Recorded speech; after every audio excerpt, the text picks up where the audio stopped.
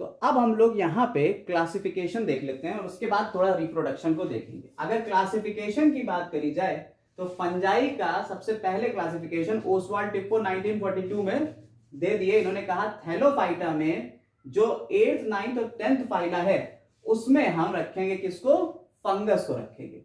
एक दूसरे साइंटिस्ट आए जिनका नाम था मार्टिन, इन्होंने 1955 में क्लासिफिकेशन किया और जो इनका क्लासिफिकेशन था 1955 का, इन्होंने 3 सब डिवीजन, देखिए डिवीजन फाइलम के लिए यूज करते हैं, प्लांट में इसे डिवीजन कहते हैं और एनिमल में इसे फाइलम कहते हैं। तो इन्होंने सब फाइलम 3 सब फाइलम बांटे, शाइजोमाइसिटीज, मिक्सोमाइसिटीज और यूमाइसिटीज। शाइजोमाइसिटीज में इन्होंने रखे बैक्टीरिया, शाइजोमाइसिटीज में इन्होंने क्या रखे, बैक्टीरिया रखे। मिक्सोमाइसिटीज में इन्होंने रखे स्लाइम मोल्ड्स, और जो हमारे सच्चे फंजाई थे जिनको हमें पढ़ना है बेसिकली, वो यूमाइसिटीज इन्होंने रखे, यूमाइसिटीज में ट्रू फंजाई। फिर फर्दर इन्होंने यूमाइसिटीज को भी 4 क्लास में बांट दिया। 4 क्लास में बांटा, फाइकोमाइसिटीज,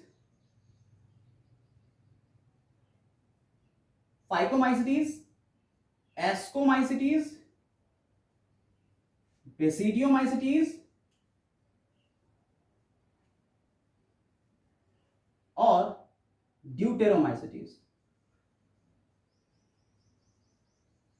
ठीक, तो फाइकोमाइसिटीज, एस्कोमाइसिटीज, बेसिडियोमाइसिटीज और ड्यूटेरोमाइसिटीज में इन्होंने 4 क्लासेस में यूमाइसिटीज को बांटा। क्लियर? अब हम इनके बारे में थोड़ा थोड़ा जानकारी लेंगे। पहले इतना आप लिख लीजिए जल्दी से, फिर हम आगे बढ़े, इसमें थोड़ी सी और क्लासिफाई करते हैं अच्छे से इसको। अब देखिए, अगर एक नाम और आता है एलेक्सोपोलस, एलेक्सोपोलस और मिम्स ने फाइकोमाइसिटीज को और आगे बांटा। एलेक्सोपोलस और मिम्स ने क्या करा, इन्होंने 3 सब डिवीजन ना बना के इन्होंने 2 डिवीजन बना दिए, मिक्सोमाइकोटा और यूमाइकोटा, मिक्सोमाइकोटा और यूमाइकोटा, और यूमाइकोटा को अलग क्लास में बांट दिया, फाइकोमाइसिटीज, एस्कोमाइसिटीज, बेसिडियोमाइसिटीज और ड्यूटेरोमाइसिटीज। इसके बाद इन्होंने फाइकोमाइसिटीज को उठाया और अलग 6 नए क्लासेस में डिवाइड कर दिया। ठीक, तो इन्होंने फाइकोमाइसिटीज को 6 नए क्लासेस में डिवाइड किया और इस तरह से एलेक्सोपोलस का जो क्लासिफिकेशन था उसमें क्या हुआ, फाइकोमाइसिटीज को नए 6 में बांट दिया गया और 3 तो ये थे ही थे, तो 6 और 3 9, टोटल 9 क्लासेस हैं। लेकिन हम लोग यहां 9 की बात ना करके हम लोग क्या करेंगे, हम लोग सिर्फ और सिर्फ 5 क्लास की बात करने जा रहे हैं, जिसको अभी हम एक और फॉर्मेट में दिखाने के लिए बना रहे हैं, दूसरा फॉर्मेट एक और बनाते हैं। ठीक, देखिएगा। तो किंगडम फंजाई जो था, किंगडम फंजाई में सबसे पहले यह देखा गया कि क्या फंगस सेक्सुअल रिप्रोडक्शन करता है या नहीं करता है।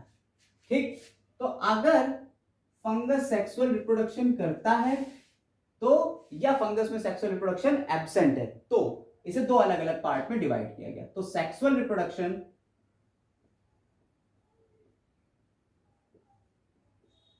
एब्सेंट और यहां प्रेजेंट।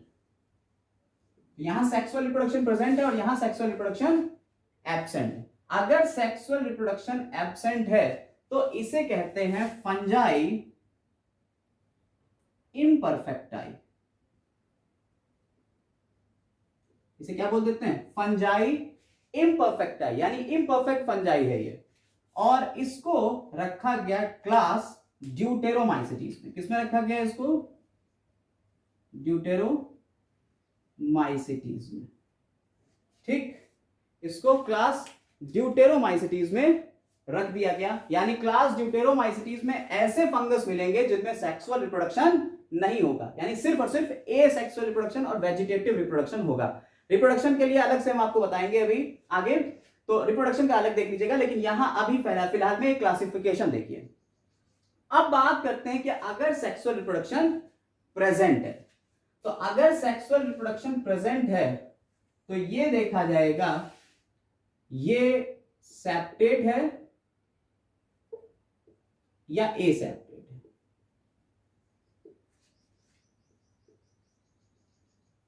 यानी कि इसके हाइफी या माइसीलियम में सेप्टा मिल रहा है या नहीं मिल रहा है। आपको हमने पूरा स्ट्रक्चर बताया था कि जो हाइफी होता है, इस हाइफी में बीच बीच में सेप्टा मिलता है। सेप्टा 3 तरीके का हो सकता है, या तो simple without pour, simple with pour या डॉली पोर सेप्टा। तो कह रहे हैं कि अगर सेप्टा मिल रहा है तो, और अगर सेप्टा नहीं मिल रहा है तो, अगर नहीं मिल रहा है तो उसे कह देंगे एसेप्टेट है, और अगर सेप्टा मिल रहा है तो उसे सेप्टेट कह देंगे। अब एसेप्टेट को रखा हमने फाइकोमाइसिटीज में, फाइकोमाइसिटीज में, एसेप्टेट को किसमें रख लिया हमने, फाइकोमाइसिटीज में।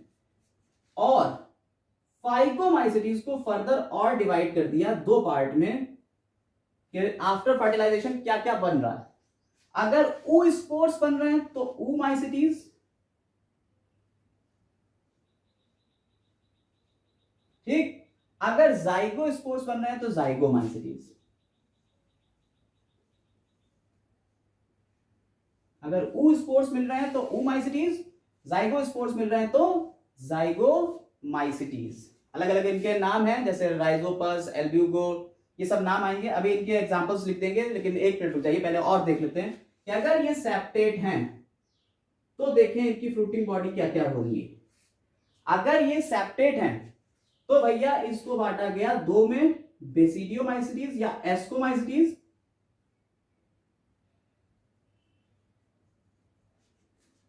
और बेसिडियोमाइसिटीज।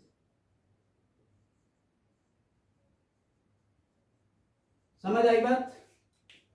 तो अगर एस्कस का फॉर्मेशन हो रहा है तो एस्कोमाइसिटीज, अगर बेसिडियम का फॉर्मेशन हो रहा है या बेसिडियोस्पोर्स बन रहे हैं तो बेसिडियोमाइसिटीज। क्लियर है? यहां तक लिखिए, फिर आगे आगे बात करते हैं एग्जांपल्स की। देखिए एग्जांपल देख लीजिए, एनसीईआरटी के एग्जांपल्स हैं। पहले तो हम आपको फिर से एक बार बताते हैं कि सेक्सुअल रिप्रोडक्शन अगर एब्सेंट है, सेक्सुअल रिप्रोडक्शन, तो इसे ड्यूटेरोमाइसिटीज कह रहे हैं। इसमें नाम आते हैं अल्टरनेरिया, कॉलेडोट्रिकम, ट्राइकोडर्मा। आपको इससे रिलेटेड डिजीज के बारे में भी जानकारी लेना है कि इससे कौन कौन सी डिजीज होती हैं, जिसको हम अलग बढ़ाएंगे, एक पूरा लेक्चर लेंगे, उस पर सारी डिजीजेस के बारे में डिस्कशन करेंगे और कॉमन नेम्स के बारे में डिस्कशन करेंगे। जैसे यहाँ पे लिख दिया मशरूम, तो मशरूम का कॉमन नेम होता है एगेरिकस, तो अब एगेरिकस है, ऐसे ही बाकी के कॉमन नेम्स क्या होंगे, ऐसे ही टोड स्टूल आएगा। तो ये सारे नाम हम लोग बात करेंगे आगे, लेकिन अभी फिलहाल में सिर्फ यहाँ पे जितना एनसीईआरटी में दिया उतना याद करते हैं। अल्टरनेरिया, कोलेडोट्रिकम और ट्राइकोडर्मा, ये तीन एग्जांपल हैं ड्यूटेरोमाइसिटीज के। फाइकोमाइसिटीज को एनसीईआरटी ने डिवाइड नहीं किया है, दो ही पार्ट, इसमें सिर्फ और सिर्फ फाइकोमाइसिटीज रखा है, उसमें म्यूकर, राइजोपस और एल्ब्यूगो। ठीक, ये दो नाम, तीन नाम आपके आ गए। राइजोपस के लिए लिखा हुआ है उसने पैरासिटिक फंजाई, और ब्रेड मूल्ड लिखा है राइजोपस के लिए। ठीक है, समझ में आई बात या नहीं? इसके बाद बात करते हैं एस्कोमाइसिटीज की। तो एस्कोमाइसिटीज में देखिए एस्कस का फॉर्मेशन जहां होगा, एस्कोस्पोर्स या एस्कस का फॉर्मेशन जहां होगा। सैकरोमाइसीज, सैकरोमाइसीज वो होते हैं जिसमें ईस्ट रखे हैं, तो ईस्ट या सैकरोमाइसीज।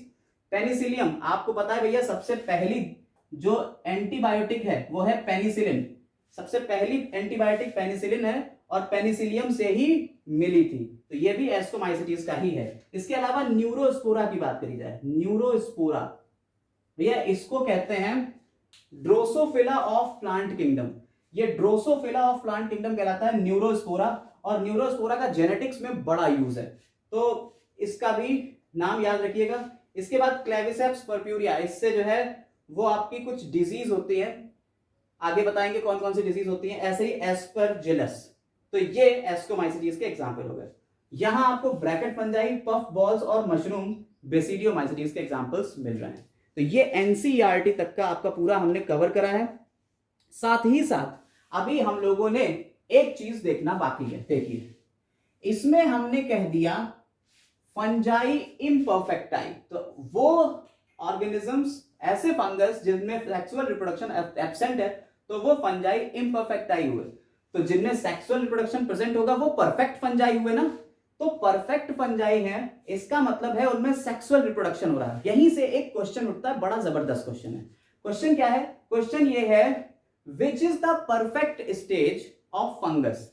फंगस की परफेक्ट स्टेज कौन सी है? तो फंगस की परफेक्ट स्टेज सेक्सुअल रिप्रोडक्शन की है। जहां पे सेक्सुअल रिप्रोडक्शन हो रहा होगा वही उसकी परफेक्ट स्टेज है। तो यहां पे परफेक्ट स्टेज कौन सी हो गई? जहां सेक्सुअल रिप्रोडक्शन हो रहा होगा, सेक्सुअल रिप्रोडक्शन परफेक्ट स्टेज। समझ में आई बात या नहीं? ठीक है, यहां से क्वेश्चंस ऐसे उठेंगे, थोड़ा सा डीप में जा जाके क्वेश्चंस उठते हैं फंगस के, और इन जनरल यही आपका फॉर्मेट है जो आपको पढ़ना है। अब हम लोग एक एक ऑर्गेनिज्म के बारे में भी पढ़ेंगे, लाइक हमें पेनिसिलियम के बारे में पढ़ना है, यहां समझ लीजिए कौन कौन से ऑर्गेनिज्म है। और इससे पहले हम लोग अब जब कल बात करेंगे नेक्स्ट लेक्चर में, तो पहले रिप्रोडक्शन, जनरल रिप्रोडक्शन की बात करेंगे, कौन कौन से रिप्रोडक्शन होते हैं, किस किस टाइप का रिप्रोडक्शन होता है। फिर उसके बाद हम लोग जनरल ऑर्गेनिजम्स को उठाएंगे। पेनिसिलियम हो गया, सैकेरोबाइसिस हो गया, मशरूम हो गया, राइजोपस हो गया, एल्ब्यूगो हो गया, म्यूकर हो गया, ठीक है। ये इतने ऑर्गेनिज्म तो हम लोगों को पढ़ना ही पढ़ना है। कितने हो गए? 1 2 3 4 5 6, अराउंड 6 ऑर्गेनिज्म तो अभी पढ़ना ही पढ़ना है। आगे देखेंगे और कौन से ऑर्गेनिजम्स हो सकते हैं, उनको और देखेंगे। तो ये टाइप स्टडी कहलाती है, इंडिविजुअल एक एक ऑर्गेनिज्म को पढ़ के समझना, क्योंकि इन जनरल ऐसे हम समझ नहीं सकते कि फंगस का कौन सा क्या कर रहा है, कौन से डिजीज कॉज कर रहा है। तो एक एक ऑर्गेनिज्म को पढ़ते जाएंगे, चीजें आसानी से क्लियर होती चली जाएंगी, ठीक है। तो आज बस इतना ही रख रहे हैं, क्लियर है। उम्मीद कर रहे हैं आपको हमारा लेक्चर समझ में आ रहा होगा, पसंद आ रहा होगा। और अगर ये चीजें समझ में आ रही है या पसंद आ रही है आपको, तो चैनल को सब्सक्राइब कर लें, वीडियो को ज्यादा से ज्यादा लोगों में शेयर करें और कोशिश करें सब्सक्राइबर ज्यादा हो जाए, ताकि लाइव आके हम आपको चीजों को अच्छे से एक्सप्लेन कर सकें। टेलीग्राम चैनल को अगर चाहिएगा हमारे, तो ज्वाइन कर लीजिएगा, biology by Asim sir Telegram channel है, और वहां पे आपको फंगस से रिलेटेड क्वेश्चंस और बाकी क्विज मिलती रहेंगी। Have a nice day, thank you.